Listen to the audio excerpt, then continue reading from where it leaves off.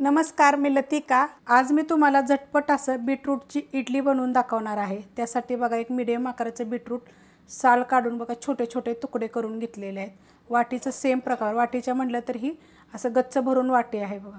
आता ह्याला काय करणार आहे, थोडंसं पाणी टाकून मी मिक्सरला एकदम बारीक अशी पेस्ट करून घेणार आहे।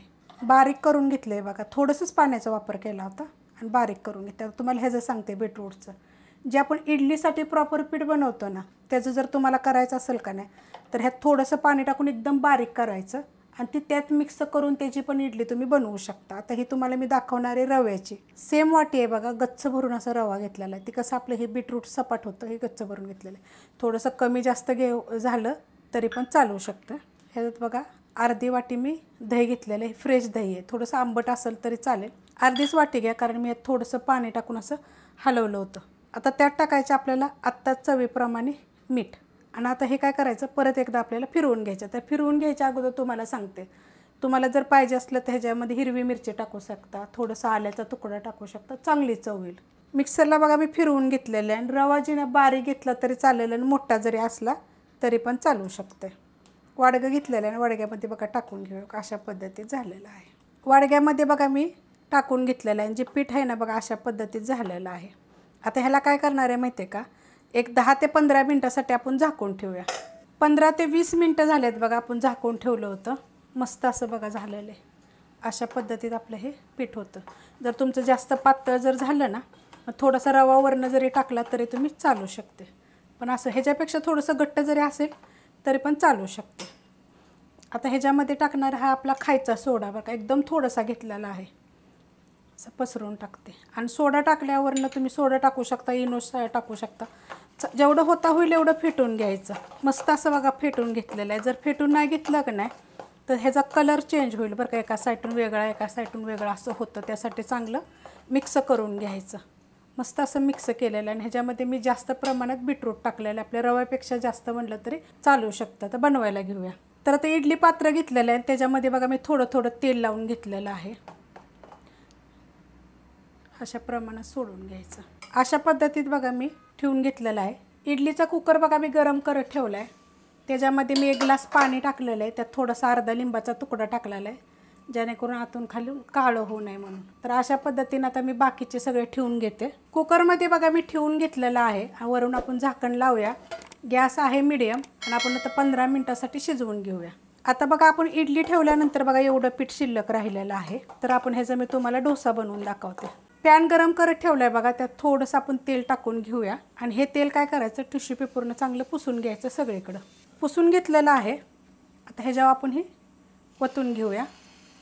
कडक गरम करायचं बरं का, अजिबात असं हे करायचं नाही।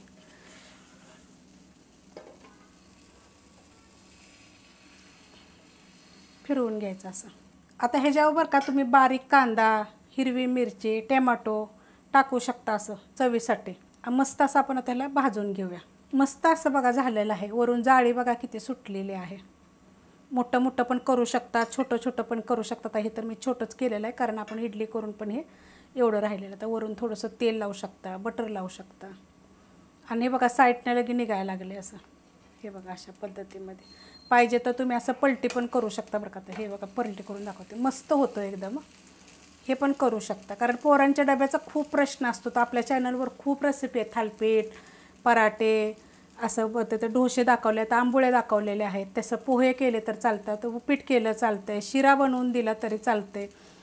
असं 1 मिनिटभर फक्त भाजून घ्यायचं बघा। तुम्हाला मी सरळ करून दाखवते बघा, मस्त असं भाजलं गेलेलं आहे। आता आपण काय करूया, इडलीची वाट बघूया। इडली होतं ही साईडला मी काढून घेते। 15 मिनटं झालेले आहेत बघा, आपण झाकण काढून घेऊया। गॅस बंद केला आहे बघा, अशा पद्धतीत झालेलं आहे। आता मी खाली उतरून घेते। खाली काढून घेतलेले आहेत बघा, तर असा कलर आलेला आहे आणि जे आपण त्याच पिठाचे बघा हे बनवलेलं आहे डोसा, तर किती लाल भडक आहे बघा। आता तुम्हाला सांगते, ही रेसिपी आहे ना मी 3ऱ्यांदा ती 4थ्यांदा करते।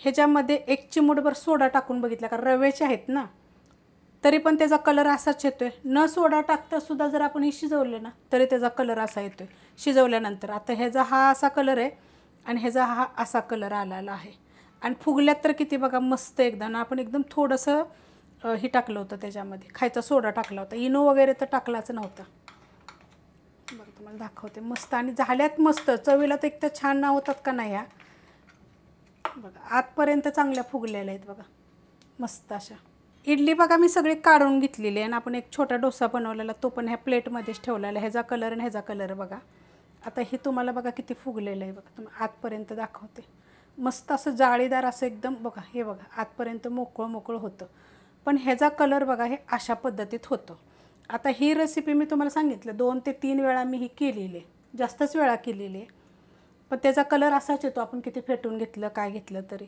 आणि हीच आपण जे तांदळाचं पीठ आहे ना जे आपण इडली बनवतो त्यात पण मी टाकून करून बघितलं तरी त्याचा कलर असाच येतो तर ह्या पद्धतीनं तुम्ही हे बीटरूटची इडली आणि अशा पद्धतीचा डोसा करून बघा रेसिपी आवडली तर लाईक करा सबस्क्राईब करा कमेंट करा आणि शेअर बी करा